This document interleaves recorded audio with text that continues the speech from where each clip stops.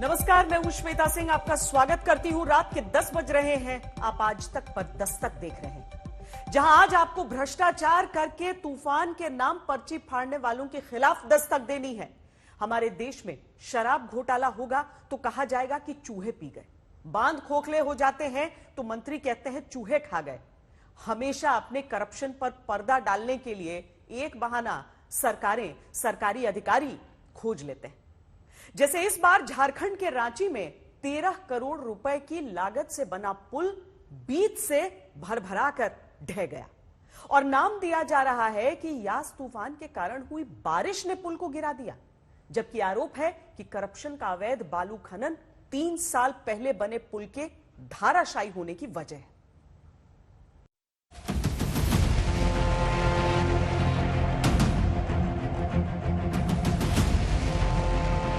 सच्चिदानंद हीरानंद वात्स्यायन अज्ञेय से माफी के साथ आज दस्तक देकर हम कहते हैं कि जो पुल बनाएंगे वो अनिवार्यतः बालू मोरंग गिट्टी खा जाएंगे। पैसा हो जाएगा पार, लाचार हो जाएगा इंसान, जयी होंगे नेता ठेकेदार। जो निर्माता रहे करप्शन के इतिहास में वही विकास पुरुष कहलाएंगे, क्योंकि विकास का पुल रांची की कांची नदी में मई महीने में पकते आम लीची की तरह टपक गया। विकास का भी इसलिए पुल के बीचों बीच में इतना फैल गया कि इसे बटोरना भी मुश्किल दिखता है, क्योंकि जो पुल को बनाने में विश्वास के खंभे थे वही धंस गए। हाराडी बुढ़ाडी पुल रात 4:30 बजे बीच से ऐसे टूटा कि रांची जिले के तमाड़, बुडू और सोनाहातू के लोगों को जोड़ने वाले पुल के टुकड़े टुकड़े करके दावा है भ्रष्टाचारी मुस्कुरा के चले गए। इस वक्त एक सबसे बड़ा उदाहरण है ये हाराडी टू बूढ़ाडी, ये पुल जोड़ता है। ये देखिए किस तरह से पुल जो है पानी के बहाव को नहीं झेल पाया। और यहाँ पे एक बड़ा कारण ये बताया जाता है कि माइनिंग की जाती है, अंधाधुंध माइनिंग जो है बालू की जाती है। और जब पिलर के नीचे से बालू ही गायब हो जाएगा तो जाहिर तौर पे पानी का दबाव, जितना तेज करंट था साइक्लोन में, यास तूफान जब आया, यास चक्रवात जब आया, तो पानी का फ्लो इतना तेज था और नीचे बालू नहीं थी, जिसके वजह से ये ब्रिज जो है आप देख सकते हैं कि कैसे धंसा है और किस तरह से जो है यहाँ पे अवैध जो अंधाधुंध माइनिंग है उसका उदाहरण। हाँ, ये बात सच है कि यास चक्रवात के गुजरने के बाद तेज बारिश झारखंड के कई इलाकों में हुई है, लेकिन दस्तक देकर सवाल पूछना जरूरी है कि जनता के लिए बना 600 मीटर लंबा पुल, जिसके लिए आम आदमी के ईमानदारी से भरे गए टैक्स में से 13 करोड़ रुपए खर्च हुए, वो पुल 3 साल के भीतर तूफान के बाद आई बारिश से पैदा बहाव भी क्या नहीं झेल सकता? आरोप लग रहा है कि जिस कंपनी ने यह हिला हुआ पुल बनाया, उसी के बनाए ब्रिज पहले भी जमींदोज हो चुके हैं। इस तरीके से पुल का धंसना, पूर्व में भी एक पुल जिस तरीके से धंसा था, उसी तरह की स्थिति यहाँ देखने को मिली। और संभवतः मुझे लगता है कि दोनों पुल के काम करने वाले एक ही कॉन्ट्रैक्टर हैं और उन्हीं का काम में इस तरीके की चीजें आ रही हैं। ये तो सबसे बड़ा सोचने की बात है। तो क्यों ना कहे कि प्रकृति ने एक ऐसा स्टिंग ऑपरेशन किया जिसमें पुल बनाने वाली भ्रष्टाचारी सोच ढही हुई पकड़ी गई। पड़ताल की है इसकी संवाददाता सत्यजीत कुमार ने। इस पिलर को भी आप देखिए, यहाँ नीचे जो है बालू आपको नहीं दिख रहा है, ये आप देख सकते हैं यहाँ पे किस तरह से जो है यहाँ पे अगर बालू नहीं है तो आखिर फाउंडेशन जो पिलर का है वो कमजोर ग्रेजुअली होता जाएगा और अल्टीमेटली इसी तरह का डिस्ट्रक्शन देखने को मिलेगा। यानी आरोप है कि अवैध बालू निकालकर नदियों का सीना इतना छलनी किया गया है कि भ्रष्टाचार की सीमेंट और करप्शन की बालू मिलाकर खड़े किए गए पुल के अस्थि पिंजर बारिश के बाद तेज बहाव में हिल गए। पुल से पार होते समय यहाँ पर दर्जनों जो है ट्रैक्टर, हाईवा और जेसीबी, पोकलेन के द्वारा इस इलाके में पूरा जो है माइनिंग किया जाता था, बालू का खनन किया जाता है। और इसी के बगल में जो है 50 मीटर की, महज 50 मीटर पुल के उधर सरकारी स्तर पर डंप करने का परमिशन दिया गया है। तो कहीं ना कहीं हमको लगता है कि प्रशासन से लेके स्थानीय जनप्रतिनिधि हो या फिर स्थानीय दबंग जो व्यक्ति हैं, उन लोगों की मिली भगत से ये जो आज हादसा हुआ है, सबसे बड़ा कारण यही रहा कि लोग आवाज नहीं उठा पाए। चारों तरफ बालू का खनन होता है, स्थानीय लोगों के ट्रैक्टर, जेसीबी और यहाँ प्रशासन की भी मिली भगत है। थाना में हर जेसीबी का मंथली बांधा हुआ है 30,000 40,000। उच्च स्तरीय जांच हो, साथ ही साथ जो भी दोषी संवेदक और अभियंताओं के ऊपर कड़ी कार्रवाई हो। चूंकि हम लोग का ही क्षेत्र में, हम लोग का 10 किलोमीटर के सर्कल में आज 3 पुल धंस गया है। गनीमत मानिए कि जब पुल गिरा तो इस पर कोई आम आदमी आ जा नहीं रहा था, वरना जान का बड़ा नुकसान होता। इसीलिए आज तक की इस मुद्दे पर दस्तक है। पुल टूटने की वजह की तय समय में जांच पूरी हो, पुल गिरने के पीछे अवैध बालू खनन के आरोप जांचे जाएं, जांच के बाद दोषी ठेकेदार अधिकारी को न सिर्फ जेल भेजा जाए बल्कि आर्थिक नुकसान की भरपाई कराई जाए, ताकि पुल आम लोगों के रास्ता पार करने के लिए खड़ा हो, न कि यहाँ भ्रष्टाचार बड़ा हो। सत्यजीत कुमार, रांची, आज तक। जिस तरह रांची में पुल गिरने के पीछे करप्शन खोरों पर सीधे नकेल कसने की जगह तूफान का नाम लेकर बचने की कोशिश हो सकती है, उसी तरह भ्रष्टाचार की तमाम ऐसी कहानियां हमने खोजी जिसमें पहले बहाना बनाकर भ्रष्टाचारियों को बचाया गया। 2017 में बिहार में दावा किया गया कि 9 लाख लीटर जब्त शराब, थानों में चूहे पी गए। अगस्त 2017 में धनबाद में दावा किया गया कि 45 किलो जब्त किया गया गांजा चूहे खा गए। 2018 में असम के तिनसुकिया में दावा किया गया कि पुलिस के पास रखे हुए 14 लाख के नोट चूहे कुतर गए। सितंबर 2017 में बांध टूटने के सवाल पर बिहार के मंत्री ने दावा कर दिया था कि चूहे बांध को खोखला कर देते हैं तो क्या करें। इसी तरह इसी साल यानी मार्च महीने में यूपी के एटा में दावा पुलिस ने किया कि जब्त की गई 35 लाख रुपए की शराब को चूहे पी गए। ऐसे बहानों की आड़ में भ्रष्टाचारी बच जाते हैं। जनता का पैसा और आम आदमी का विश्वास दोनों नष्ट होता है। इसीलिए जरूरी है कि रांची में कमजोर पुल बनाने के दोषियों की जांच तय समय में झारखंड सरकार कराए और दोषियों को सजा दे। अब वक्त अगली दस्तक का। कोविड काल में जब जनता अस्पतालों में बुनियादी सुविधाओं के लिए जूझती दिखी तो कई सांसदों विधायकों ने अपने सांसद विधायक निधि से पैसा दिया, जिसकी खूब चर्चा हुई।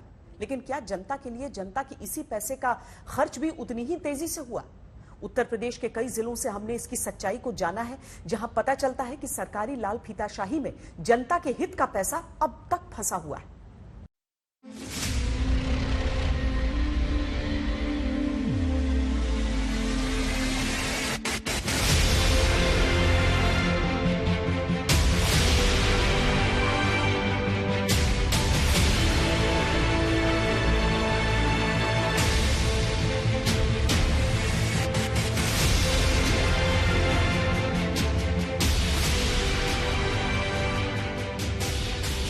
कोरोना की दूसरी लहर जब चढ़ी तो राज्य कोई भी हो, शहर कोई भी हो, अस्पतालों में ऑक्सीजन तक के लिए तरसते मरीज देखे गए और तब अपने अपने इलाके में स्वास्थ्य सुविधाओं के मूलभूत ढांचे को मजबूत करने के लिए सांसदों विधायकों ने अपनी अपनी सांसद विधायक निधि से पैसा देना शुरू किया।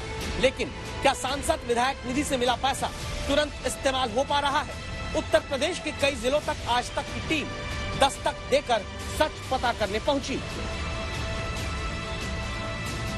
उन्नाव जिले में मरीजों को अब कोरोना के कारण परेशान न होना पड़े, इसलिए सांसद साक्षी महाराज और विधानसभा अध्यक्ष हृदय नारायण दीक्षित समेत 4 विधायक अब तक करीब 2 करोड़ रुपए अपनी सांसद और विधायक निधि से दे चुके हैं, जिनसे ऑक्सीजन प्लांट, RT-PCR मशीन का काम शुरू होना था।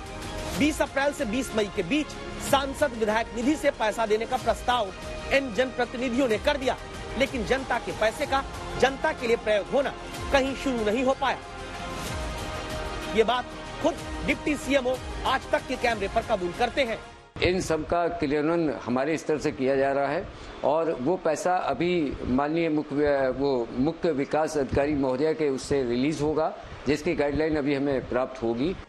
जनता के लिए विधायक या सांसद का पैसा उनकी विधायक या सांसद निधि से कैसे खर्च किया जाता है, इसे आप जान लीजिए। विधायक अपनी विधायक निधि से कितना पैसा किस काम के लिए देगा, इसकी चिट्ठी वो मुख्य विकास अधिकारी को भेजते हैं, जिसके ऊपर इजाजत फिर जिलाधिकारी से मांगी जाती है और फिर संबंधित विभाग जिसके लिए पैसा जाना है वहां के बैंक खाते के डिटेल मांगकर पैसे ट्रांसफर कर दिए जाते हैं। हैरानी की बात यह है कि कोरोना संक्रमण की दूसरी वेव के बाद इससे निपटने के लिए मुख्यमंत्री योगी आदित्यनाथ खुद सड़कों पर हैं। वो कोशिश कर रहे हैं कि किसी तरीके से हालात काबू में आए और विधायकों और सांसदों ने अपनी निधि से पैसा इसलिए दिया ताकि उपकरणों की खरीद हो सके और लोगों को जल्द राहत मिल सके। लेकिन पूरा मामला लाल फीताशाही और नौकरशाही में ऐसा फंसा कि महीनों हो जाने के बाद भी उस निधि का पैसा इस्तेमाल भी नहीं किया गया है। ऐसे में सवाल ये उठता है कि क्या वाकई ये नौकरशाह चाहते हैं कि सरकार की छवि खराब हो, या फिर ये काहिली का नतीजा है कि पैसे जेब में होने के बावजूद भी खर्च करने का वक्त नहीं है। पैसा ट्रांसफर भी विधायक सांसद निधि से हो जाए तो काम लटकता है। जैसे उत्तर प्रदेश के बाराबंकी में एक सांसद 3 विधायक अब तक कुल 1 करोड़ रुपए अपनी सांसद और विधायक निधि से दे चुके हैं। इस पैसे से ऑक्सीजन प्लांट लगाने का प्रस्ताव इन नेताओं ने किया। 20 दिन बाद भी अभी फाइल और टेंडर में काम फंसा हुआ है। तो सब प्रक्रियाधीन है और शॉर्टली जो है उसमें आगे प्रक्रिया कब तक ये लगभग? अब प्रक्रिया चूंकि इसमें शासन और उसमें बड़े बजट्स का प्रावधान है, लोकल हमारे स्तर पर ही सब कुछ करना संभव नहीं है। क्या तब तक मरीज अस्पतालों में जूझते रहे? कानपुर की हालत देखिए। कानपुर में विधायक सुरेंद्र मैथानी, मंत्री नीलिमा कटियार ने उर्सला अस्पताल में ऑक्सीजन प्लांट के लिए विधायक निधि से 50-50 लाख रुपए देने का प्रस्ताव किया, लेकिन अब तक इस पैसे के इस्तेमाल की इजाजत ही मांगी जा रही है। क्योंकि वो ऑक्सीजन प्लांट के लिए था तो वो उन्हें दे दिया गया है और उनसे बता के जल्दी से जल्दी इसका जो है ये था उसमें जो उसका उपयोग करें, और जैसे ही हमने हमारे सभी वार्ता क्रम में तो उस पर वो कार्रवाई कर दी। उन्होंने जो महानिदेशक महोदय से उसको उसकी अनुमति मांगी है। इजाजत का चक्कर अफसरशाही में इतना उलझा हुआ क्यों है, जबकि आज तक नहीं आपको दिखाया है। देश के कई राज्यों में महीनों पहले वेंटिलेटर दिए जाने के बावजूद उनको इस्तेमाल करने के लिए जरूरी संसाधनों और वेंटिलेटर चलाने वाले एक्सपर्ट की नियुक्ति तक सरकारी फाइलों में उलझाई गई कि वेंटिलेटर कूड़ा हो गए। जिंदगी आम आदमी की दांव पर लगी रही। लखनऊ से शिवेंद्र श्रीवास्तव के साथ आज तक ब्यूरो। हिंदू मान्यताओं के अनुसार मृत्यु के बाद अगर अंतिम संस्कार तय नियमों से न हो तो आत्मा भटकती, लेकिन कोरोना से किसी की मृत्यु के बाद उसके अपने भी भटकते हैं जब सरकारी अफसर तय नियमों से काम नहीं करते। कहानी मध्य प्रदेश की है, जहां दस्तक देकर न्याय दिलाना है उन परिजनों को जिन्हें सरकारी मदद पाने के लिए जरूरी डेथ सर्टिफिकेट तक देने के नाम पर अटकाया, भटकाया, लटकाया जा रहा है।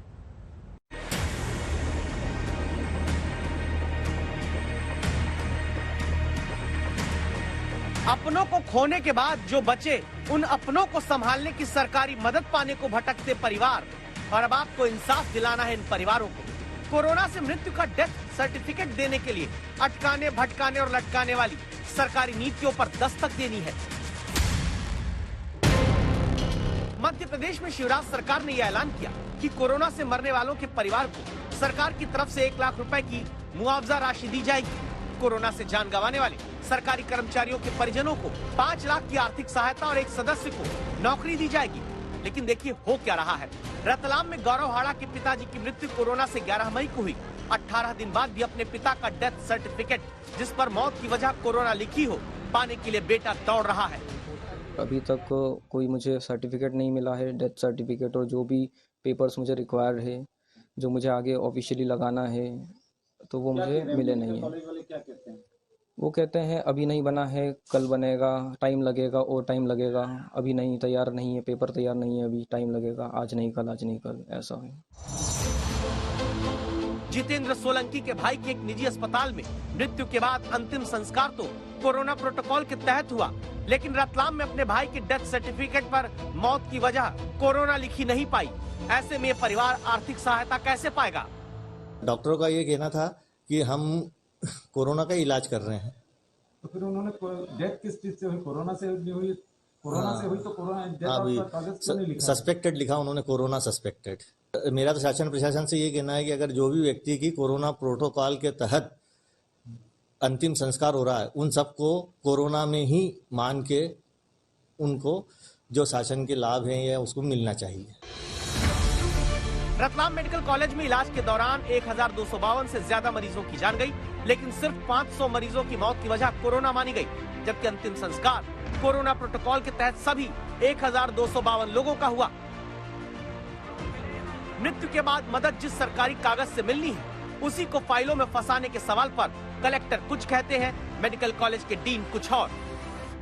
मृत्यु प्रमाण पत्र का जो प्रारूप है, उस प्रारूप में उनको दिया गया, साथ में उनको एक सर्टिफिकेट अटैच किया गया जिसमें मृत्यु का कारण लिखा है। प्रारूप सारे जारी करने वाले कार्यालयों के लिए एक जैसा है, चाहे वो ग्राम पंचायत हो, नगर पालिका निगम हो या अस्पताल हो। शुरू में तकलीफ आई थी हमको, क्योंकि काफ़ी ज़्यादा पेंडिंग हो गया था। उसका वजह भी ये है कि थोड़ा इंटरनेट की फैसिलिटी हमारे यहाँ कमज़ोर है, नेट की स्पीड। वो आज हमने नए नेट का अभी फैसिलिटी कर दी है, जो कि फास्ट है। और अभी तक जितने भी पेंडिंग थे आज पूरा क्लियर हो चुका है। अभी कोई पेंडिंग है नहीं हमारे पास डेथ सर्टिफिकेट का। दावे बहुत हैं, लेकिन हकीकत मध्य प्रदेश में दावों के विपरीत। मध्य प्रदेश के बालाघाट के इस परिवार की कहानी कलेजा चीर देती है। एक ही परिवार के 5 सदस्यों की जान कोरोना से 15 दिन के भीतर गई। पूरे परिवार को आर्थिक रूप से संभालने वाला कोई नहीं बचा और सरकारी मदद मौत के जिस सरकारी पन्ने यानी डेथ सर्टिफिकेट की बदौलत मिलनी है, आरोप है उसी मृत्यु प्रमाण पत्र के लिए इस परिवार को अब दौड़ाया जा रहा है। मेरे पास अभी उपलब्ध 5 बच्चे, 3 बेटियां, 2 बेटे हैं जो कि सक्षम भी नहीं है। उनका लालन पालन मुझे ही करना है। बस मैं सरकार से ये गुजारिश करती हूँ कि वो मेरी सहायता करे। बालाघाट के इस परिवार को न सिर्फ कोरोना से मौत पर 1 लाख रुपए की सरकारी मदद लटकी है, बल्कि अनाथ हो गए बच्चों को दी जाने वाली सरकारी आर्थिक सहायता भी माता पिता का डेथ सर्टिफिकेट न मिलने के कारण फंसी हुई है। मध्य प्रदेश के रायसेन में तो सरकारी अव्यवस्था की गजब कहानी है, जहां नगर पालिका ने 54 लोगों के शव का अंतिम संस्कार कोरोना प्रोटोकॉल के तहत किया, लेकिन जिला अस्पताल 23 लोगों की मृत्यु का कारण ही कोरोना मानता है। और तब कोरोना से अपनी जान गंवाने वाले लोगों के घर वाले भटकते हैं डेथ सर्टिफिकेट के लिए, जिसमें मृत्यु की वजह सरकारी अधिकारी कोरोना लिख कर दे दे। उनकी मृत्यु कोविड से हुई गई थी और सीटी स्कैन में भी कोविड था, ऐसा डॉक्टर ने बोला था, और उनका इलाज भी कोविड के थ्रू हुआ था। बट हॉस्पिटल वाले मुझे सर्टिफिकेट नहीं दे रहे हैं कोविड का। वो कहते हैं हम लिख के नहीं देंगे, नॉर्मल सर्टिफिकेट देंगे। कोविड डेथ सर्टिफिकेट नहीं ले पाऊंगा तो मैं आगे की कार्रवाई, जो मुझे बेनिफिट मिलने हैं वो नहीं मिल पाएंगे मुझे, जो कि उनके सरकारी डिपार्टमेंट में वो सरकारी जॉब में थे, उसमें मुझे बेनिफिट नहीं मिल पाएंगे, और जो कि सरकार ने योजना चालू की है उसमें मुझे बेनिफिट नहीं मिल पाएंगे। घर को संभालने वाले ही जब ना रहे तो अंतिम संस्कार से लेकर आगे परिवार तक के लिए तुरंत आर्थिक मदद जरूरी होती है।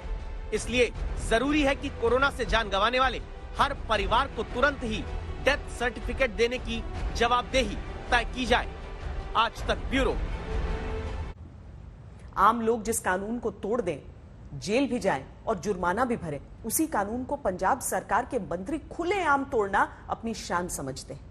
एक जनप्रतिनिधि से उम्मीद की जाती है कि वो कानून और नियमों का पूरी तरह पालन करे, लेकिन अब इस रिपोर्ट को देखकर पंजाब के कोरोना पर कानून तोड़ मंत्री के खिलाफ दस्तक दीजिए।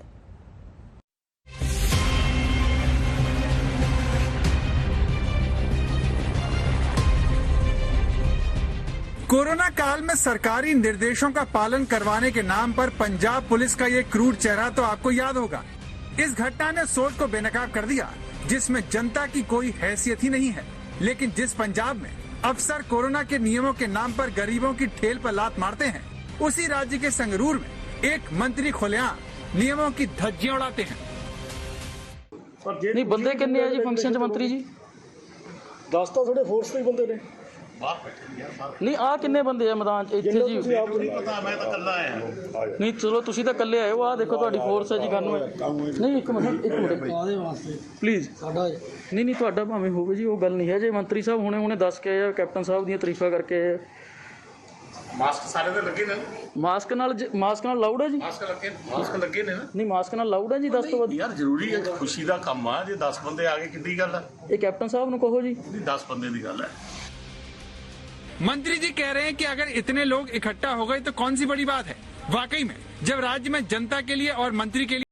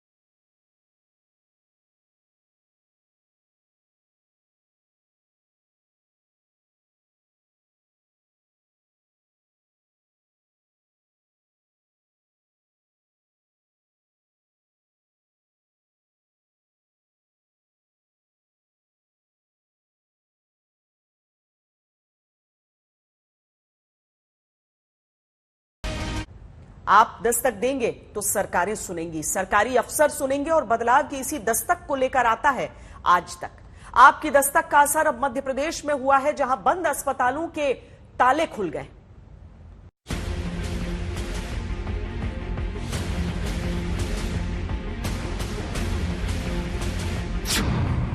खबर को दिखाकर कभी भूलता नहीं दस्तक, खबर के अंजाम तक पहुंचने का पीछा करता है दस्तक, जिसकी गवाही आपकी टीवी स्क्रीन पर दिखती है तस्वीरें। यह अस्पताल खुला है आपकी दस्तक के कारण। 24 मई रात 10 बजे आज तक के दस्तक शो में मध्य प्रदेश के शाजापुर से संवाददाता रवीशपाल सिंह ने रिपोर्ट दिखाई। बताया कैसे मध्य प्रदेश के ही स्कूली शिक्षा मंत्री इंदर सिंह परमार के गांव में एक स्वास्थ्य केंद्र पर ताला बंद रहता है,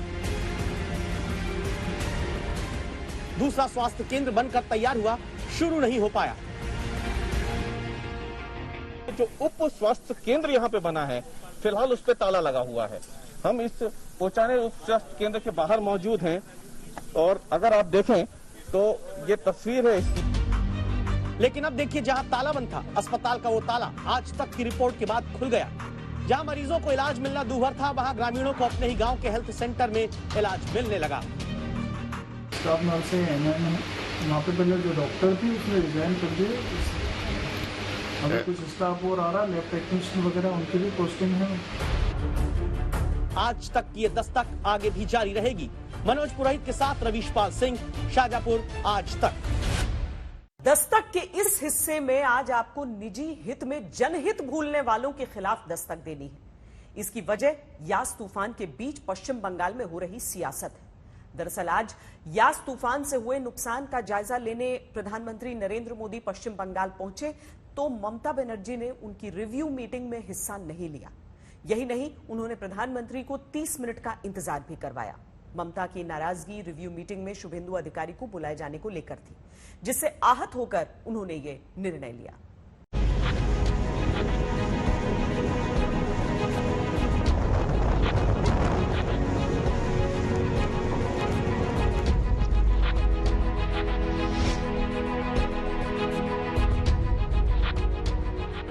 मई 2020 कोलकाता एयरपोर्ट। प्रधानमंत्री नरेंद्र मोदी अपने विमान से उतरे। प्रोटोकॉल के तहत राज्य की मुख्यमंत्री ममता बनर्जी ने उनका स्वागत किया और दोनों नेता अम्फान तूफान से प्रभावित इलाके का हवाई दौरा करने चल पड़े, वो भी एक ही विमान।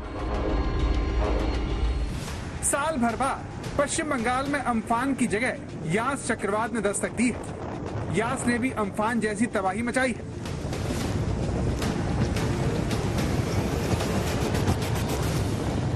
हुगली की तरह राज्य के 5 जिले में तूफान ने आम आदमी की उम्मीदों को डुबो दिया,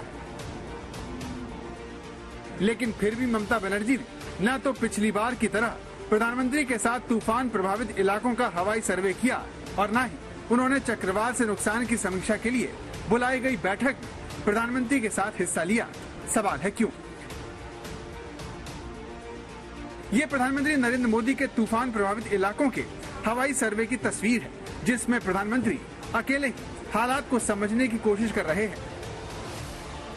डबल मास्क पहनकर चक्रवात से नुकसान की समीक्षा करते वक्त प्रधानमंत्री के एक हाथ में नेविगेशन गैजेट था तो दूसरे हाथ में राज्य का मैप। प्रधानमंत्री की कभी गैजेट पर उंगलियां चलती तो कभी वो हवाई जहाज से बाहर देखते। इससे पहले प्रधानमंत्री नरेंद्र मोदी ओडिशा में इसी तरह की समीक्षा बैठक करके पश्चिम बंगाल के कलाई कुंडा पहुंचे, जहां पश्चिम बंगाल के राज्यपाल और मुख्यमंत्री के साथ बैठक होनी थी। पीएम के साथ इस बैठक में बीजेपी नेता और विधानसभा में विपक्ष के नेता शुभेंदु अधिकारी को भी न्योता मिला था। इसी बात से नाराज होकर ममता बनर्जी ने बैठक में आने से इनकार कर दिया। আমাদের যেহেতু কলাইকুণ্ডায় যেতে হবে 45 মিনিট টাইম লাগবে এবং আমাদের একটা কাগজ হ্যান্ডওভার করতে হবে, তাই জাস্ট 15 মিনিটের জন্য আমায় যেতে হবে, কারণ আমি মিটিংটায় থাকছি না, রিভিউ মিটিংটায়। আমি জাস্ট কাগজটা হ্যান্ডওভার করবো কোথায় কি ক্ষতি হয়েছে, যতটা এখনো পর্যন্ত আমাদের কাছে আছে এই পর্যন্ত, কারণ আমাদের যেতে লাগবে 45 মিনিট এবং সেখানে প্লেনের টাইমিং করা আছে। ये उसी बैठक की तस्वीर है जिसमें ममता बनर्जी को शामिल होना था।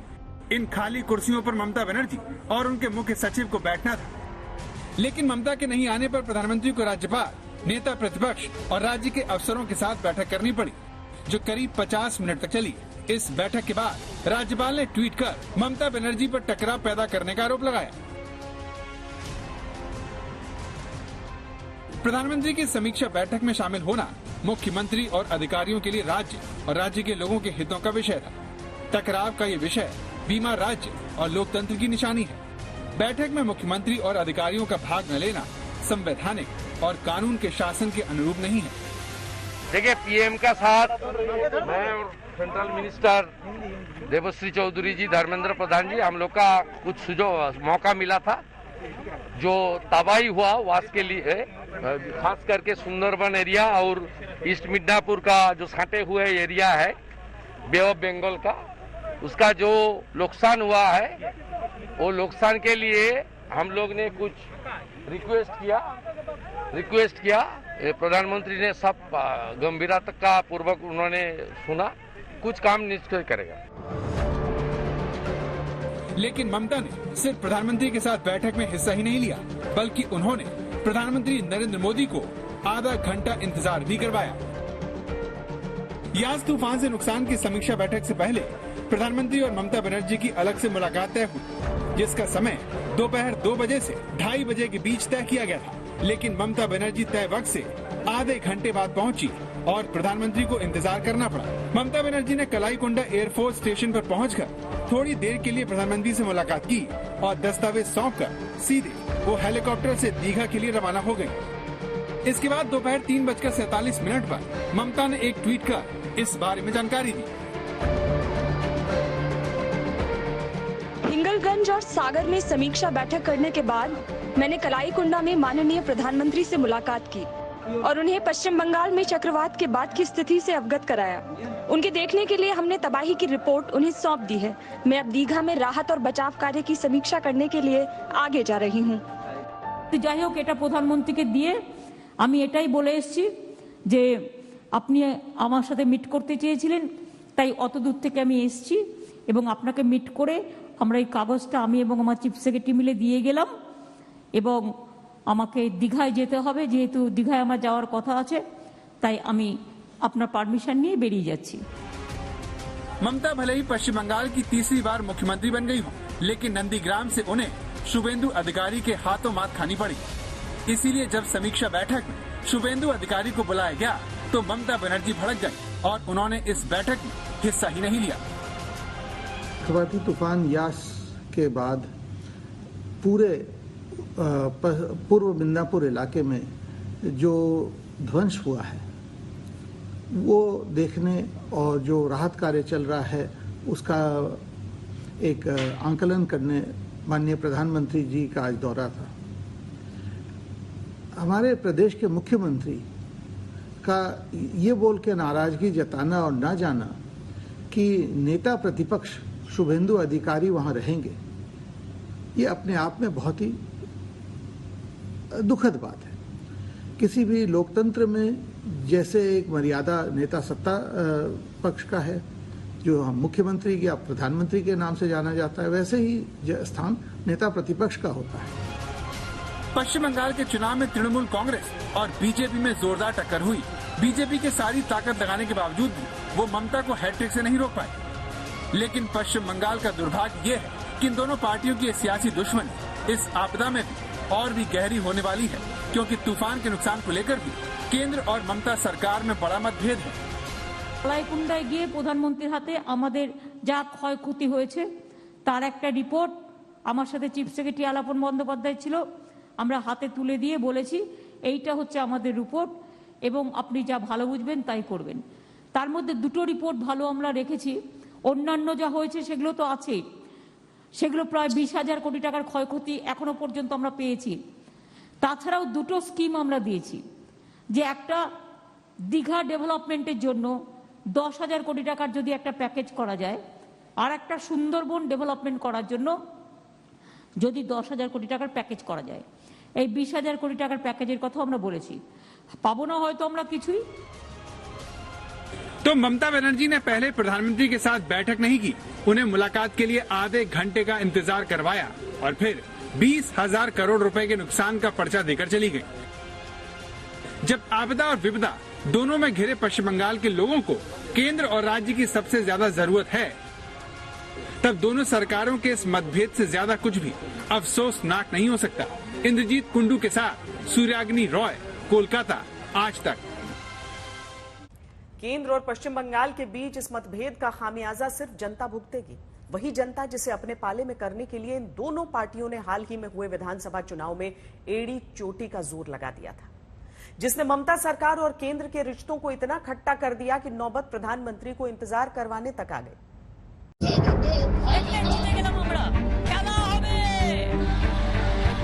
500 रुपया देगा, 5 देगा और राफेल बगाड़ा बगाड़ा सब मैंने सुना है, क्या सब निकाल गया। आदरणीय दीदी ओ दीदी। पश्चिम बंगाल के चुनाव में प्रधानमंत्री नरेंद्र मोदी और ममता बनर्जी ने एक दूसरे पर वार का कोई भी मौका नहीं छोड़ा। इसका असर पिछले हफ्ते कोरोना को लेकर प्रधानमंत्री के साथ मुख्यमंत्रियों की बैठक में देखने को भी मिला, जब ममता बनर्जी ने सीधा प्रधानमंत्री पर आरोप लगाया। It was just a casual super flop meeting. We the chief ministers are feeling insulted and humiliated, and we are astonished to see that Prime Minister called a meeting and invited the chief ministers, and all the chief ministers were sitting just like puppet. Nobody is allowed to speak. Then how do we speak about the public demand? We never ask about the COVID vaccine. They never ask about the medicine position. They never ask about the oxygen position. They never ask about the remdesivir, the medicine, the urgent, what is not available in the market now. They didn't ask us for the black fungus, that new disease. प्रधानमंत्री की मौजूदगी में इससे पहले ममता बनर्जी ने ऐसा ही रूप कोलकाता में दिखाया था, जब नेताजी सुभाष चंद्र बोस पर हुए एक कार्यक्रम में ममता जय श्री राम के नारे लगाने पर नाराज हो गई थी। नहीं, मेरे को तो लगता है कि गवर्नमेंट का प्रोग्राम को कोई डिग्निटी होना चाहिए। एक गवर्नमेंट का प्रोग्राम है, कोई पॉलिटिकल पार्टी का प्रोग्राम नहीं है, ऑल पॉलिटिकल पार्टी का और पब्लिक का प्रोग्राम है। मैं तो आभारी हूं प्रधानमंत्री जी का, कल्चरल मिनिस्ट्री का, कि आप लोगों ने कोलकाता में प्रोग्राम बनाया, लेकिन किसी को आमंत्रण करके, निमंत्रित करके उसको बेइज्जत करना ये आपको शोभा नहीं देता। मैं फिर आप लोगों को कहेंगे, on protest of that I am not telling anything. जय हिंद, जय बांग्ला। ये कहकर ममता बनर्जी कार्यक्रम से चली गई और बीजेपी के साथ उनका 36 का आंकड़ा हो गया। चुनावों में प्रधानमंत्री ने भी ममता पर वार का कोई मौका नहीं छोड़ा। ओ दीदी, जब जरूरत होती है तब तो दीदी दिखती नहीं है। लोकेरा आपना के दौरजा देखा बे दीदी, ओ दीदी। अरे दीदी, ये तृणमूल के पाप का घड़ा भर चुका है। पश्चिम बंगाल के चुनावों में प्रधानमंत्री ने अम्फान तूफान का मुद्दा भी उठाया और आरोप लगाया कि केंद्र से भेजे गए पैसे में ममता की पार्टी ने बंदरबाट किया। की कटमनी चलती रही। साथियों, आप याद करिए, जब अम्फान साइक्लोन आया और बंगाल की जनता राज्य सरकार की ओर उम्मीद लगाए देख रही थी, तो दीदी ने क्या किया था? अगर सहायता राशि चाहिए तो एक हिस्सा पार्टी ऑफिस में जमा करवाइए। अगर नुकसान न भी हुआ हो तो भी आपको सहायता राशि मिल सकती है, बल्कि एक ही शर्त है, पहले पार्टी ऑफिस में पैसे जमा करके आ जाइए। जरा सोचिए, ऐसी आपदा में भी टीएमसी की कटमनी चलती रही। तो दीदी, विधानसभा चुनाव में हुई ऐसी जुबानी जंग ने प्रधानमंत्री और ममता बनर्जी के रिश्तों में ऐसी कड़वाहट भर दी, जिसका नतीजा आपदा और विपदा की दोहरी चुनौती में भी जनता को भुगतना पड़ रहा है। आज तक ब्यूरो। सिर्फ तूफान को लेकर ही राजनीति नहीं हो रही है, कोरोना महामारी पर भी देश में राजनीतिक छींटाकशी हो रही है। कांग्रेस के पूर्व अध्यक्ष राहुल गांधी ने आज एक प्रेस कॉन्फ्रेंस की और प्रधानमंत्री पर तीखा हमला बोला। राहुल ने आरोप लगाया कि प्रधानमंत्री की नौटंकी कोरोना की दूसरी लहर के लिए जिम्मेदार है।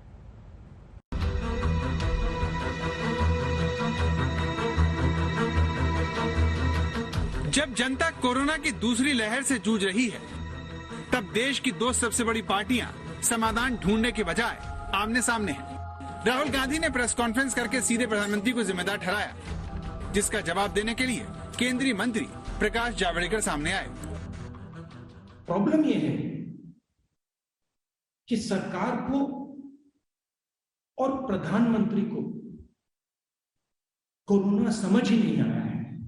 कोरोना एक इवॉल्विंग, बदलती हुई बीमारी है।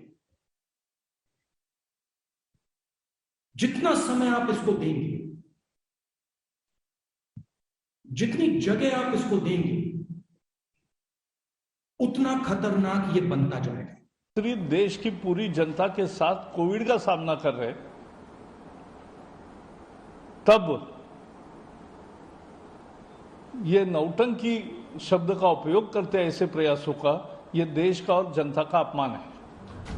बीते 24 घंटे में 1,69,534 कोरोना के मरीज देश भर में मिले। नए मरीजों का आंकड़ा बीते 54 दिन में सबसे कम रहा। इससे पहले 13 अप्रैल को 1,85,306 नए मरीज मिले थे। लेकिन कोरोना पर अब सारी बहस वैक्सीन पर आकर टिक गई है, जिसे राहुल गांधी ने फेल करार दिया है। प्रधानमंत्री को लेकर ममता बनर्जी का बर्ताव गृह मंत्री अमित शाह को पसंद नहीं आया। गृह मंत्री ने ट्वीट कर ममता पर हमला बोलते हुए कहा कि ममता दीदी का आचरण दुर्भाग्यपूर्ण है। चक्रवात यास ने कई आम नागरिकों को प्रभावित किया है और लोगों की सहायता करना समय की मांग है। दुख की बात है कि दीदी ने अपने अहंकार को जनकल्याण से ऊपर रखा है और आज का उनका संकीर्ण व्यवहार यही दर्शाता है। इसी से जुड़ी एक बड़ी खबर और आपको दे देते हैं। केंद्र सरकार ने पश्चिम बंगाल के मुख्य सचिव को दिल्ली वापस बुला लिया है। ममता सरकार ने मुख्य सचिव अल्पन बंदोपाध्याय का 3 महीने का एक्सटेंशन मांगा था, लेकिन केंद्र ने उन्हें 31 मई तक दिल्ली आने का आदेश दे दिया।